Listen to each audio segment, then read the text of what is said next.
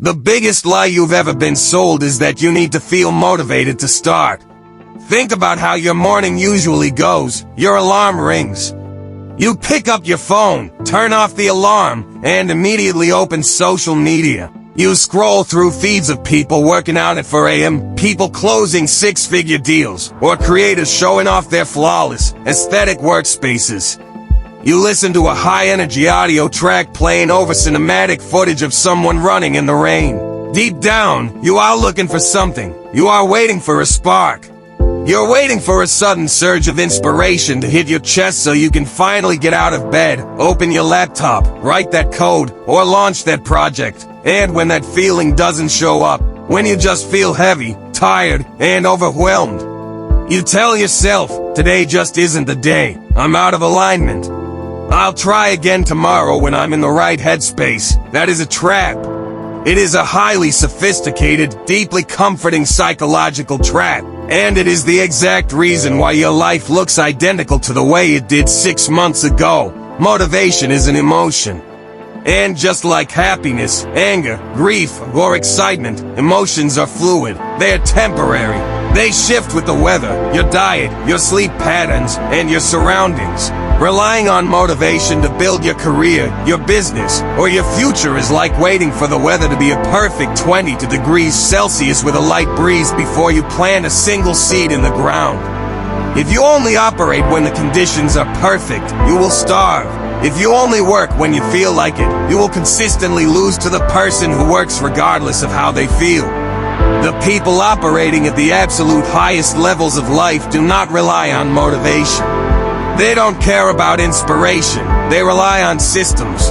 Let's look at the underlying mechanics of how this scam actually plays out in your daily life. When you watch a cinematic motivational video or read a wild success story, your brain treats it like an achievement. You get a massive, artificial spike of dopamine. Your heart rate increases, your focus sharpens, and for about 15 to 20 minutes, you feel completely invincible. In that moment of emotional high, you feel like you can conquer the universe. You open a fresh document, write down 10 massive, life-altering goals, map out a perfect new diet, and promise yourself that your life changes tomorrow. But then, the video ends, the screen goes black. The emotional high fades, and you go to sleep. The next morning, reality hits. Your alarm goes off at 5:30 a.m. The room is cold. Your body is exhausted. The artificial dopamine from last night's video has completely evaporated, leaving you with nothing but the raw and glamorous reality of the work. Suddenly, you aren't thinking about the grand empire. You're looking at a blank text editor, a broken line of code, or a quiet room. Because you built your entire plan on the foundation of a temporary feeling. The exact second that feeling disappears, your plan collapses into dust. Motivation is a fair weather friend. It loves you when things are easy, when you're already in a great mood, and when you're visualizing the victory lap. But the moment you hit real-world friction, the moment your code throws an error you've been trying to fix for 4 hours, the moment a client rejects your proposal, or the moment your creative energy runs completely dry, motivation packs its bags, leaves the room, and leaves you stranded. If your engine only runs on inspiration, you will run out of gas the moment you face the uphill climb. If motivation is a lie, what is the truth? The truth is that the entire sequence you've been taught about human productivity is backward. Most people believe the formula works like this. First, you get motivation. Second, that motivation drives you to take action. Third, that action leads to success. That formula is a complete myth. In the real world, the loop operates in reverse. Action doesn't follow motivation. Motivation follows action. Think of human momentum like trying to push a heavy, stalled car. When you first put your hands on the bumper and push, nothing happens. It takes an immense and comfortable, muscle-burning amount of friction just to get the tires to turn the first single inch. It feels miserable. Your body wants to quit, and your mind tells you it's impossible. But if you keep pushing, the car moves an inch, then a foot, then a yard. Suddenly, the car develops its own momentum, and it becomes progressively easier to keep it moving.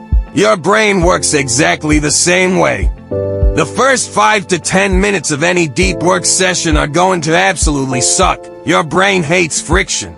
The second you sit down to focus on a difficult task, your mind will instantly try to find an escape route. It will tell you that you're hungry. It will tell you to check your email. It will whisper that you should open a new browser tab just to look at one quick notification. Your only job as an operator is to survive those first 10 minutes. You have to accept the friction as part of the task. Do not wait to feel good before you start writing, designing, or building. Start doing the work mechanically, like a machine, and watch what happens. 2 minutes in, you're still annoyed. 5 minutes in, you're slightly focused.